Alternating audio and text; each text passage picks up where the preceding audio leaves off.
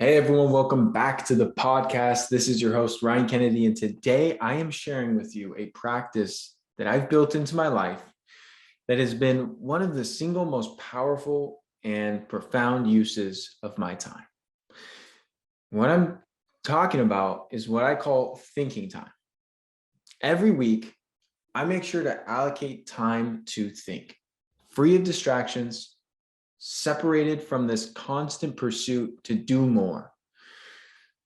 I truly believe an hour of effective, precise, disciplined thinking can be worth a month of hard work. Because at the end of the day, thinking is at the very essence of business and life, and everything that we do is a result of our thoughts, of our thinking patterns. And if you look back throughout history, many of the most accomplished individuals spent a large percentage of their time thinking, not doing. Now, I will say this is a delicate balance because at the end of the day, it takes action to actually create change. No matter what you're doing, you need to take action. But the majority of actions that we take are inefficient and ineffective, which just lead us down the wrong path.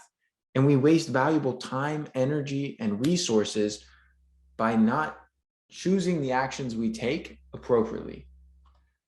So it's really effective to think through these things. Now, this was first brought to my attention years ago when I read a book called The Road Less Stupid. To this day is one of the best business books I have ever read. Highly recommend it for anyone that's an entrepreneur that runs a business, or maybe you're interested in getting into that world. Very, very good. The author, Keith Cunningham, wrote this book. And at the end of each chapter, he has this kind of prompt for what to think about, what problems to think about in your business, how they apply to you, and encourages this thinking time. And I was doing it for business initially, and I was like, this is great. Like, more people should do this. I don't know why it's not a more like allocated part of people's day, because course correcting and figuring out what you need to do is a vital aspect to achieving whatever you want, whatever you desire in your life. And it came to me like most people don't do it because we're taught that being overly busy and overly extended is evidence of productivity and success.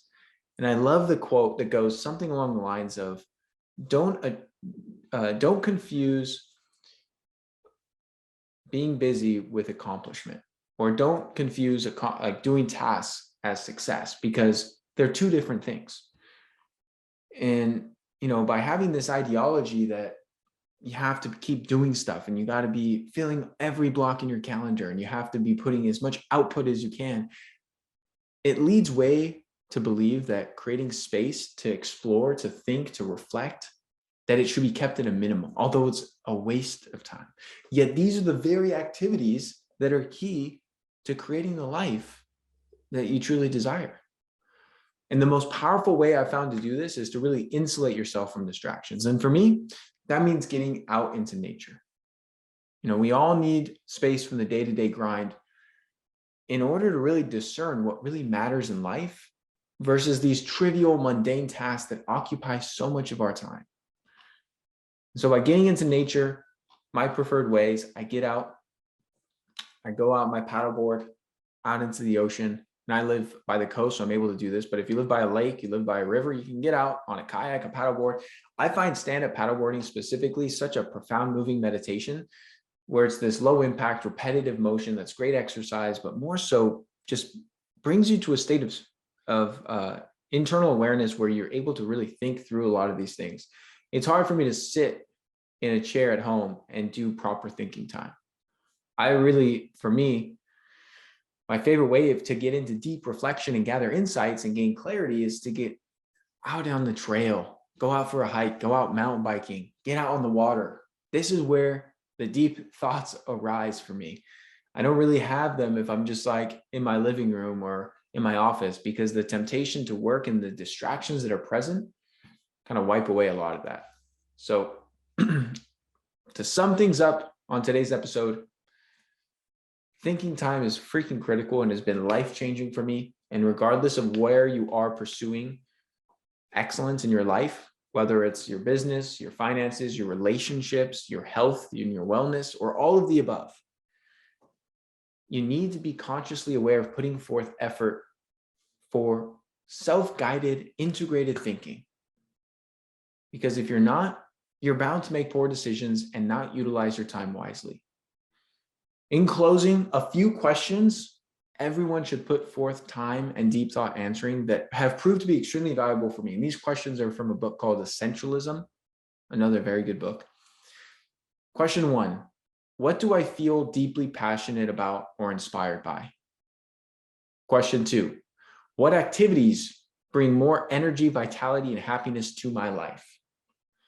Question 3, what meets a significant need in the world?